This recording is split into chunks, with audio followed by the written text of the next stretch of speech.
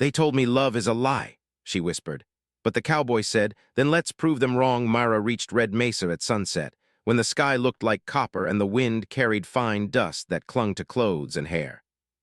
The colony sat on the edge of known space, a frontier town built from metal, stone, and stubborn hope.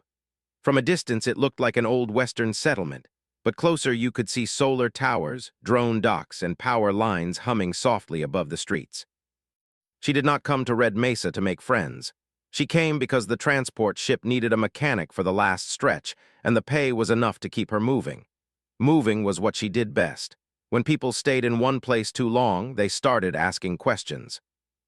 Myra hated questions. She stepped off the ramp with one small bag and a tool case. The air felt dry and sharp, like it wanted to scrape her throat. A few workers looked her over, curious. A woman with oil marks on her hands and a tired look in her eyes was not a common sight in a town that liked simple stories about heroes and villains. At the gate, a guard scanned her ID chip and waved her through. "No trouble," he said, bored. Myra almost laughed. Trouble followed her like a shadow. She just learned to walk fast enough that it never caught her. The first place she found work was the repair yard near the stables. Red Mesa still used living horses for short rides, but most long-distance riders preferred mechanical mounts. Metal frames built like horses, powered by compact batteries, with joints that could handle rocky ground and deep sand. The yard boss, a thick-armed man named Holt, watched her lift a heavy panel off a broken rover like it was nothing. He raised an eyebrow. "You know what you're doing?" "I can fix it," Myra said. She did not offer a smile. Holt handed her a scanner. "If you can get that cargo rover running before morning, you're hired." Myra worked late, hands steady, mind quiet. Machines made sense.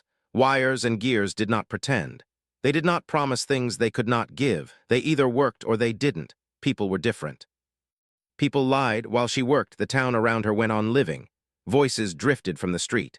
A bar played music that sounded like old guitar strings mixed with synthetic beats. Someone laughed loudly. Someone argued. Someone called for another round. Myra stayed in the yard until the moon rose and the wind cooled. She found the problem in the rover's fuel line, micro cracks from too much heat. She replaced the parts, sealed the line, and tested the engine.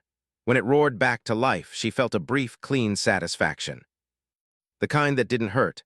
Holt returned at dawn and found the rover ready. He nodded, impressed. "You can use the small bunkhouse behind the yard. Pay comes weekly. Don't steal, don't start fights. We keep peace here." Myra nodded. "I'm not here for trouble." Holt snorted like he didn't believe her, but he didn't push. That was fine. Most people in Red Mesa learned to mind their business.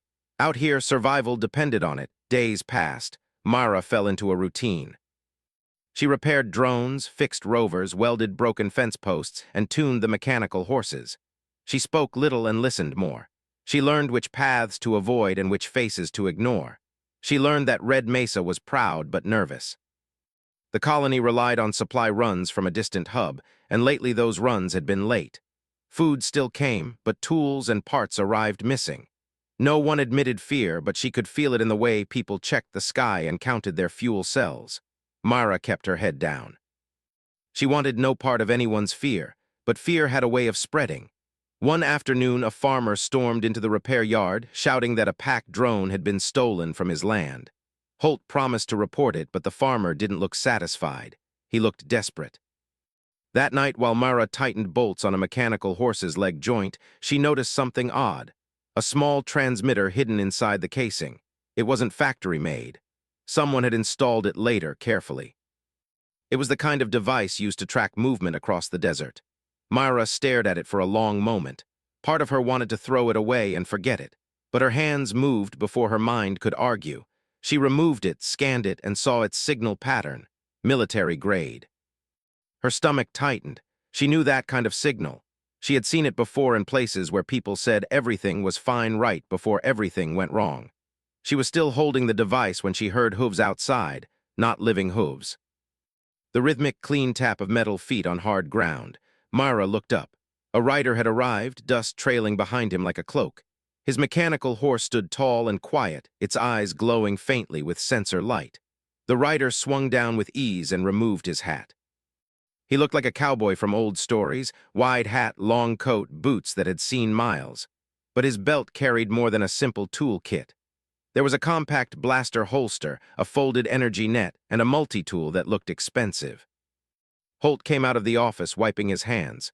"We don't get many drifters this far out," he said. The cowboy's eyes moved over the yard, calm and sharp. "Name's Elias," he said. His voice was steady, not loud. "I'm looking for fuel, water, and a place to rest my mount." Holt nodded toward the pump. "Pay first." Elias tossed a small credit chip. Then his gaze landed on Mara. It wasn't rude or hungry the way some men looked at strangers. It was curious, like he was reading the shape of a puzzle. Mara felt the old instinct to turn away. She bent back over her work, pretending she didn't notice him. Elias stepped closer, slow, as if he understood that sudden moves could scare a wounded animal. "That joint's sticking," he said quietly, pointing at the mount's rear leg. "If you don't loosen it, it'll lock on rough terrain." Mara didn't look up. "I know. Didn't say you didn't," Elias replied. "Just thought I'd mention it." Mara finally glanced at him. His face was sun-browned with faint lines around his eyes. He looked older than her by a few years, but not tired in the same way. He looked like someone who had chosen hard roads and accepted them. Holt interrupted. "Elias, if you're staying, don't cause problems." Elias gave a small smile. "Not my style." He walked toward the water trough for his mount. Myra watched him from the corner of her eye. His mechanical horse bent its head smoothly, drinking from a special recharge adapter in the trough. It was well built, the kind used by long-range scouts. Scout. Mara's grip tightened on her wrench. After Elias finished, he turned and nodded at Mara's workbench. "You fix mounts too?" "Fix anything that breaks," Mara said. Elias lifted an eyebrow. "That's useful out here," Mara shrugged. "Useful doesn't keep people honest." The words came out sharper than she intended. Holt shot her a warning look, but Elias didn't flinch. Instead, he leaned against the fence and studied the desert beyond the town. "Honesty is rare on the rim," he agreed, "but not impossible." Mara went back to tightening bolts. "People lie when it benefits them." "Sometimes," Elias said. "Sometimes they lie because they're scared." Mara laughed once without humor. "Fear makes liars too." Elias glanced at her again. "You sound like someone who learned that the hard way." Mara's chest tightened. She hated when strangers got close to the truth. "I sound like someone who's busy," she replied. Elias accepted the boundary. He didn't push. That alone made him different. He stayed in town for 2 days. Mara saw him around, helping unload a supply cart, speaking calmly to people who looked angry, fixing a broken fence sensor for an old man without charging him. He didn't act like a hero. He acted like it was normal to be decent. Mara didn't trust it. On the second night, a dust storm rolled in, loud as a distant ocean. The town shutters rattled, power lights flickered. In the repair yard, Myra checked the doors and sealed the tool lockers. Holt had gone home, leaving her to finish a job. As she worked, her radio crackled. A voice on the town channel said that 2 supply crates had vanished from the warehouse. Someone had cut the lock clean. Mara froze. Cut clean meant tools, planning. The transmitter she found earlier sat on her bench like a small insect, silent but dangerous. Then she heard footsteps behind her. She turned fast, wrench raised. Elias stood there, hands open. "Easy," he said. "I'm not here to startle you." Mara lowered the wrench slightly, but not all the way. "Why are you here?" Elias nodded toward the storm outside. "My mount's stable is on the far side of the yard. I came to check it." Mara's eyes narrowed. "In this storm?" Elias smiled faintly. "Storms don't wait for comfort." Mara hated that his words made sense. She turned away, pretending to focus on her tools. Elias' gaze fell on the transmitter. "What's that?" he asked. Mara's instinct was to hide it, but something in him felt controlled, not curious for gossip, curious like a professional. "It was inside a mount casing," Mara said, careful. "Not factory, military signal." Elias' face changed slightly, just a small tightening around the eyes. "Where'd you find it?" Mara watched him closely. "Why do you care?" Elias looked at the storm again, then back at her. "Because I've seen that kind of signal used by people who don't ask nicely." Mara's heart beat faster. "So you are a scout?" Elias didn't deny it. "Used to be." Mara studied him, waiting for the lie, but he stood there steady as if he had no energy for games. For a moment the wind screamed outside and the lights flickered again. The yard felt small, trapped between the storm and whatever was creeping in the dark. Myra heard herself speak before she could stop it. "They told me love is a lie," she whispered, not sure why the words came out now. Maybe because the storm sounded like the past knocking on the door. Maybe because she was tired of carrying everything alone. Elias didn't mock her. He didn't try to touch her. He simply nodded, like he understood pain without needing details. "Then let's prove them wrong," he said softly. Myra stared at him. The sentence was simple, almost foolish. But it landed in her chest like a warm coal. She didn't want it. Wanting things was dangerous. Wanting people was worse. Outside, the storm howled harder. Somewhere in town, alarms began to ring, faint but rising. Elias straightened. "That's not a weather alarm," he said. Mara's stomach turned cold. "Someone's making a move," she whispered. Elias looked at her. "You have skills," he said, "and you found that transmitter. If you want to walk away, I won't stop you." Mara stared at the bench, at the tool in her hand, at the small device that proved the town wasn't safe. Walking away was what she always did. It was easier. It hurt less. But for the first time in a long time, someone had offered her a choice without pressure. Myra tightened her grip on the wrench, then set it down and picked up her tool case instead. She met Elias' eyes. "I'm not walking away," she said. Elias gave a small nod, like he expected that answer but still respected it. Together they stepped into the storm, moving toward the sound of alarms, toward danger, and toward something neither of them knew how to name yet. Something that felt like hope, and scared Mara more than the desert ever could. The storm roared across Red Mesa like a living creature, throwing dust against walls and rattling every metal surface in the colony. Mara pulled her scarf tighter across her face as she followed Elias through the repair yard gate. The alarm lights blinked red across the street, casting long shadows that moved like ghosts through the dust. People ran between buildings, shouting instructions. A cargo drone hovered low, its lights flickering as the wind pushed against it. Somewhere nearby, a child cried and someone called for help moving supplies inside. Myra's heart beat fast, but her steps stayed steady. She had learned long ago that panic made people slow. Calm made people survive. "What's happening?" she asked, raising her voice above the wind. "Warehouse breach," Elias said. "Probably the same people using that transmitter." They reached the main street where several townspeople gathered near the storage building. Holt stood at the entrance arguing with a security officer. "The lock was cut clean," Holt said, frustrated. "No explosion, no noise. Whoever did this knew what they were doing." Elias crouched near the broken door and studied the edges. Myra watched him carefully. He moved with confidence but without showing off. "Precision tool," Elias said quietly, "not common equipment." Myra crossed her arms. "So this isn't random." "No," Elias said. "Someone planned this." Inside the warehouse, shelves stood half empty. Crates had been moved aside and 2 large containers were missing. Mara recognized the labels from earlier deliveries, advanced components used for power systems and communication arrays. "Why steal those?" she asked. Elias looked thoughtful. "Power and communication control means control of the colony." Myra felt a cold weight settle in her chest. Red Mesa was isolated. If someone controlled the power grid, they could control everything. A town leader approached them. "We don't need outsiders interfering," he said, looking at Elias. "Security will handle this." Elias stood calmly. If security had handled it, this wouldn't have happened. The man frowned but said nothing more. He turned away to speak with others. Mara noticed the tension between Elias and the town officials. "You make friends easily," she muttered. Elias gave a small smile. "Not always." They stepped back outside as the storm began to fade. The wind slowed, leaving dust hanging in the air like fog. People started cleaning up, their movements tense and hurried. Mara walked beside Elias toward the repair yard. "You said you used to be a scout," she said. "Yes. What happened?" Elias didn't answer immediately. He watched the sky where the storm clouds drifted away, revealing distant stars.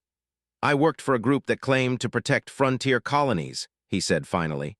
"At first I believed in it, but I learned they were not protecting people. They were controlling them." Mara listened quietly. His words sounded familiar, too familiar. "They installed trackers," Elias continued. "Monitored movements, took resources when they wanted, said it was necessary for stability." Mara felt anger rise. "So you left?" "Yes, and they just let you go." Elias' expression turned serious. "Not exactly." Mara understood without more explanation. "Some pasts followed you no matter how far you traveled." Back at the repair yard, Mara placed the transmitter on the workbench again. "Could it be connected to your old group?" Elias studied it closely. "The design is similar," he admitted, "but I can't be sure yet." Mara leaned against the bench. If someone is planning to take over Red Mesa, why now? Frontier colonies often have hidden resources, Elias said. Sometimes valuable minerals, sometimes strategic locations. If Red Mesa has something important, someone might want quiet control instead of open conflict. Mara nodded slowly. The idea made sense. They worked together analyzing the transmitter signal. Mara adjusted settings while Elias watched for patterns. Their teamwork felt natural, like two people used to solving problems side by side. Hours passed. The yard grew quiet as night deepened. Signal originates from outside town, Mara said finally, pointing at the screen. About 15 kilometers east, Elias nodded. Old mining area out there. Mara hesitated. You want to go check? Yes, Elias said, but only if you choose to. The choice surprised her. Most people assumed or ordered, he offered. She thought about walking away again, leaving before things became complicated. But she remembered the stolen supplies, the tracker hidden in the mount, and the look in Elias' eyes when he said they could prove love wasn't a lie. I'm coming, she said. They prepared quickly. Elias checked his mechanical horse while Mara packed tools and a portable scanner. The desert night felt cold compared to the heat of the day, and stars filled the sky like scattered fire. As they rode out of Red Mesa, silence stretched between them. The mechanical horse moved smoothly across the sand, guided by Elias' steady hands. Mara finally spoke. Why help this town? You could keep traveling. Elias shrugged slightly. People helped me once when I needed it. I try to return that. That sounds simple, Mara said. It is, Elias replied. Simple doesn't mean easy. They reached the mining area after an hour. Old structures stood broken against the horizon, their metal frames rusted and bent by time. Shadows moved strangely among the ruins. Mara dismounted and activated her scanner. Signal is stronger here. They moved carefully between abandoned machines. Suddenly, a faint hum reached their ears. Behind a collapsed wall, a temporary camp glowed with soft blue lights. Two figures worked near a console. Mara's breath caught. They're setting up equipment. Elias watched quietly, and using stolen parts. They hid behind debris, observing. The workers wore uniforms without clear markings, but their movements were organized and professional. Corporate contractors, Elias whispered. Or worse. Mara felt tension building. What's the plan? We gather information first, Elias said. No reckless moves. They listened to fragments of conversation drifting through the night air. A power grid access. Control signals ready. Town won't notice until too late. Mara's hands tightened. They're planning something big. Elias nodded. Suddenly, one of the workers turned, scanning the area with a flashlight. Mara froze. The beam moved closer. Elias gently touched her shoulder, guiding her backward into deeper shadow. His calm presence steadied her racing heart. The worker paused, then turned away again. They waited several minutes before retreating quietly toward their mount. Once they were far enough away, Mara exhaled slowly. They're going to take control of the power systems. Yes, Elias said. And if they succeed, the colony will depend on them completely. Mara looked back toward the ruins. We need to warn the town. We will, Elias said. As they rode back, Mara felt something shifting inside her. She trusted him, not fully yet, but more than she expected. He listened, respected her choices, and risked himself without hesitation. The desert wind moved gently now, carrying away the last traces of the storm. You really think love isn't a lie? She asked suddenly. Elias glanced at her, surprised but calm. I think people misuse the word, he said. But real connection exists. It's built slowly. Mara thought about his words, built slowly. That sounded safer than sudden promises. When they reached Red Mesa, the town slept uneasily. Lights flickered in windows and guards walked the streets. Mara felt tired but alive, like something new had begun. She wasn't sure if it was hope or danger. Maybe both. As they stopped near the repair yard, Elias looked at her seriously. Things will get harder from here, he said. You don't have to stay involved.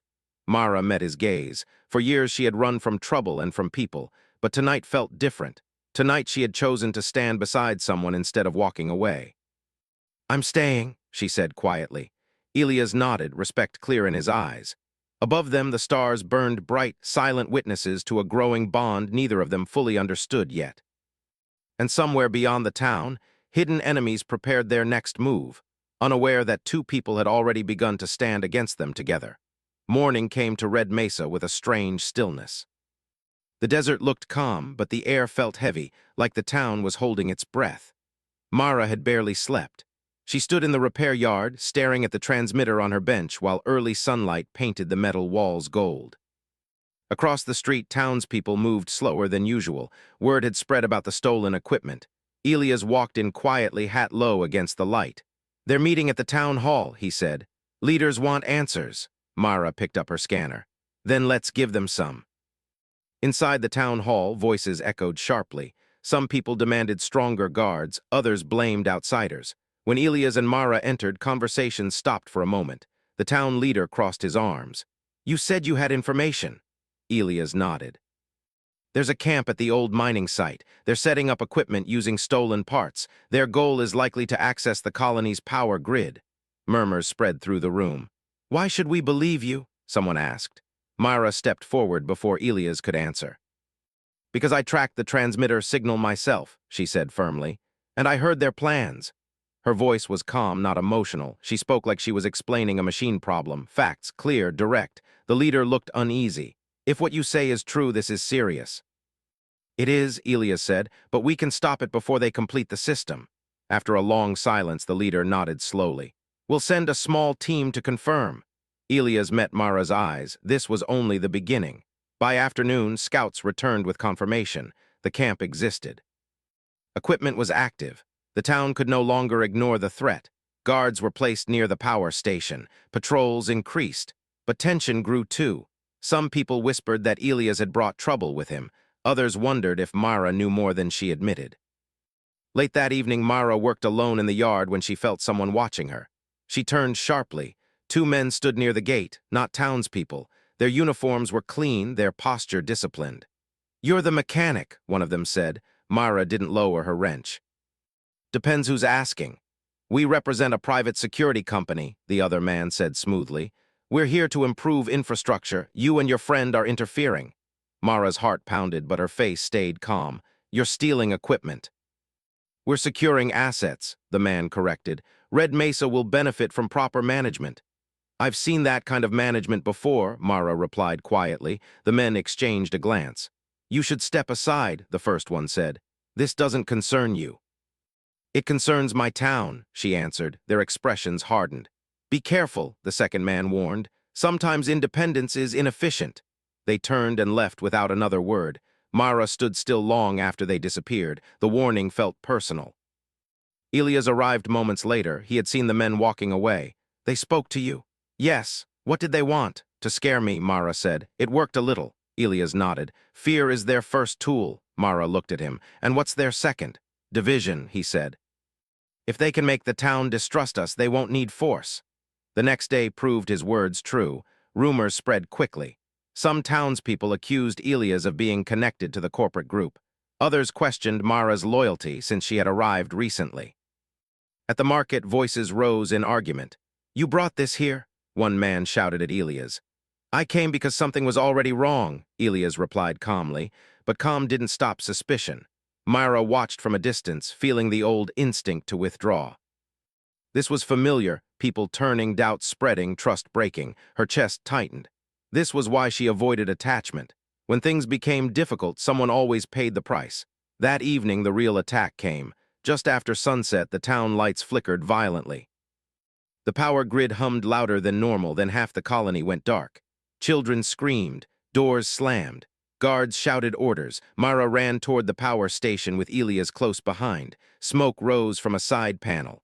"They're accessing remotely," Mara said quickly. "Using the equipment at the mining site." Inside the station, panels blinked red. Mara dropped to her knees beside the control board and opened it with steady hands. "I need 10 minutes," she said. "You have 5, Elias replied, checking the doorway. Outside, distant vehicles approached, the low hum of engines cutting through desert air. "They're coming here," Elias said. Mara's fingers moved fast across wires and circuits. Sweat rolled down her face, but her mind felt clear. She remembered nights long ago fixing systems under pressure while someone she trusted stood beside her. That memory once hurt. Tonight it felt different. "Elias," she said quietly, not looking up. "Yes. Why didn't you leave when you knew your old group might follow?"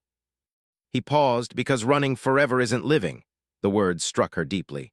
Suddenly, the door burst open. Two uniformed men stepped inside, weapons raised but not fired. "This facility is now under private control," one announced. "Stand down." Elias moved slightly in front of Mara, but his voice stayed calm. "You don't want this?" "It's not personal," the man said. "It's business." Mara kept working. One of the attackers stepped forward, reaching for the control panel. Elias blocked him without aggression, pushing him back firmly. "5 seconds," Mara whispered. The second attacker tried to bypass Elias, but townspeople rushed in from behind, Holt among them. "This is our station," Holt shouted. Seeing they were outnumbered, the attackers retreated toward the exit. "Fall back," one called. Outside, engines roared away into the desert.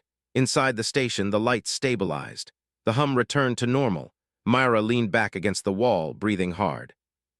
"Grid secured," she said softly. Cheers erupted around them. For the first time, many townspeople looked at Elias and Mara not with suspicion, but with gratitude. Later that night, quiet returned. Mara sat outside the repair yard, staring at the stars. Elias joined her without speaking for a while. "You could have walked away today," he said gently. "So could you," she replied. Silence stretched between them, comfortable this time. "I was afraid," Mara admitted. "Not of them, of this." "This?" Elias asked. "Caring," she said honestly. "Standing beside someone again, trusting again." Elias nodded slowly. "Trust isn't about ignoring risk," he said. "It's about choosing connection even when risk exists." Mara looked at him. The fear inside her hadn't vanished. But it didn't control her the way it once did. "You stood in front of me," she said. "You were fixing the grid," he replied simply. "That's not the only reason." He smiled slightly but didn't argue. In the distance, faint lights moved across the desert, the enemy regrouping. "They won't stop," Mara said. "No," Elias agreed. "This was only a test." She stood, brushing dust from her clothes. "Then we prepare." Elias rose beside her, together. Mara felt something steady forming inside her, not a sudden burst of emotion, but a quiet foundation. Like building a structure piece by piece. For years she believed love was a lie people told to make others weak. But tonight she had seen something different, not promises, not sweet words, action, respect, choice. As the stars burned above Red Mesa, Myra realized the biggest battle was not only against the corporate force in the desert. It was against her own fear. And for the first time, she was not fighting it alone.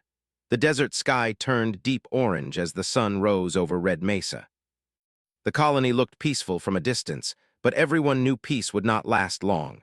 After the attack on the power station, the town moved like a living machine preparing for something bigger. Mara stood in the repair yard early in the morning, checking tools and equipment. She had not slept much, but her mind felt sharp. The fear she once carried alone had changed into something stronger, determination. Elias approached quietly, his mechanical horse standing behind him like a silent guardian. "Scouts saw movement near the mining area," he said. "They're regrouping," Mara nodded. "They won't stop until they control the grid." "Or until we make it impossible," Elias replied. The town gathered in the central square. People who once argued now listened carefully. Holt spoke about reinforcing defenses, while others prepared drones and vehicles. Farmers, mechanics, and traders worked side by side. Myra noticed how different things felt. Days ago, she had been an outsider. Now people looked at her with respect. The town leader stepped forward. "We cannot wait for another attack," he said. "We defend together." Elias turned to Mara. "They trust you now." Mara felt unsure. Trust had always scared her more than danger, but she also felt proud. "I'll modify the power system," she said. "If they try to control it again, they won't get easy access." For hours she worked inside the power station, adjusting circuits and installing new safeguards. Elias helped where he could, passing tools and watching entrances. They moved easily around each other, their teamwork natural. At one point, Mara paused and looked at him. "You never told me why you really left your old group." Elias leaned against the wall, thinking. "Because I realized they stopped seeing people, only as resources." "I couldn't be part of that anymore." Mara nodded slowly. "You chose the harder path," he smiled slightly. "Sometimes the harder path is the only honest one." Outside, the sound of engines broke the quiet. "They're coming," someone shouted. Mara's heart jumped, but her hands stayed steady. She closed the final panel and stood. "Grid is secure," she said. Elias nodded. "Then we meet them together." The attackers arrived in several armored vehicles, dust rising behind them like a storm. They stopped outside the colony, forming a line. Drones lifted into the air, scanning defenses. The town gathered at the entrance. No one ran, no one hid. A tall figure stepped forward from the enemy group. "This colony is inefficiently managed," he announced through a speaker. "We offer protection and structure, surrender control, and no one gets hurt." Murmurs moved through the crowd. Elias stepped forward calmly. "We choose our own future." The man tilted his head. "Independence is romantic but impractical." Mara felt anger rise. She stepped beside Elias. "You steal and call it protection," she said loudly. "We won't give you anything." The enemy leader studied her carefully. "You're the mechanic causing problems." "Just fixing what you tried to break," she replied. Silence followed. Then the man raised his hand, signaling his team. Drones moved forward. The town reacted instantly. Defense systems activated and local drones lifted to meet the threat. Bright flashes filled the air as systems clashed, but no reckless violence followed, only controlled attempts to disable machines. Myra ran toward a control console, guiding town drones to intercept incoming signals. Elias coordinated people on the ground, moving calmly from group to group. Despite fear, the townspeople worked together. Farmers guided vehicles into protective positions. Technicians reinforced communication links. The enemy drones tried to access the power grid again, but Mara's new safeguards blocked them. "They can't break through," she said with relief. The enemy leader frowned, realizing their plan was failing. He approached again. "You're making this harder than necessary."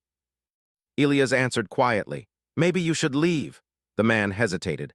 The colony's unity had changed the situation. They expected fear and confusion, not resistance.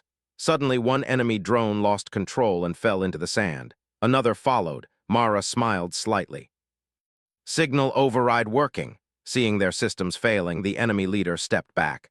"This isn't finished," he said coldly. "We will return when you realize you need us."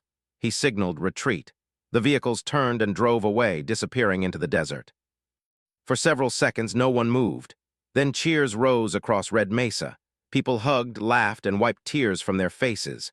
The danger had not completely vanished, but they had protected their home. Mara stood still, watching the horizon where the enemy disappeared. Relief mixed with exhaustion, Elias walked toward her. "You did it," he said. "We did it," she corrected softly. He nodded. The town leader approached them. "You both helped save Red Mesa," he said sincerely. "You are welcome here as long as you choose to stay." Mara felt something warm in her chest. For years she had traveled without belonging anywhere. Now someone offered her a place without conditions. As evening came, the colony celebrated quietly. Lights glowed warmly, music played softly, and people shared food together. Mara and Elias stood outside the repair yard watching the sunset. For a while neither spoke. Finally Mara said, "I used to believe love was only pain waiting to happen." Elias listened carefully. "I thought trusting someone meant giving them power to hurt you," she continued. "So I stopped trusting." He nodded gently. "That makes sense." She looked at him. "But you never tried to change me, you just stayed." "I chose to," he said simply. Mara felt her fear rise again, but it felt different now, not a wall, but a doorway she could walk through if she wanted. "I'm still afraid," she admitted. "That's okay," Elias replied. "Fear doesn't mean you're wrong, it just means you care." She took a deep breath. The sky turned purple and gold, ships passing silently far above. "They told me love is a lie," she whispered again. Elias smiled gently. "And what do you think now?" Mara looked at the town, at people laughing together, at the place she helped protect, and finally at Elias. "I think maybe it's something you build," she said slowly. "Not something you just find." Elias nodded. "That sounds right." She stepped closer to him, not rushing, not forcing anything. Just standing beside him felt enough. The desert wind moved softly around them, no longer a storm but a quiet promise. For the first time in years, Myra did not feel like running.